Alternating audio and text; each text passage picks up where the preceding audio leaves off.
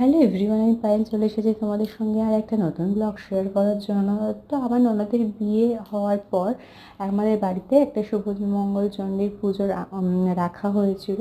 তো দেখো আমরা সবাই মিলে এই পুজোটার আয়োজন করেছি, মানে সাজানো গোছানো থেকে শুরু করে সব কিছু হয়েছে। তো এখানে ফাইনালি বর আর বউ চলে এসেছে আমাদের বাড়ির নিয়ম অনুযায়ী। বিয়ের বেনারসি আর বর বিয়ের পাঞ্জাবি পরেই এই পুজোতে বসবে। তো ওরাও খুব সুন্দরভাবে বসেছে এবং খুব সুন্দর পুজোতে বসে পুজোটায় অংশগ্রহণ করেছে। তা তোমাদের কেমন লাগলো বলো এই ভিডিওটা।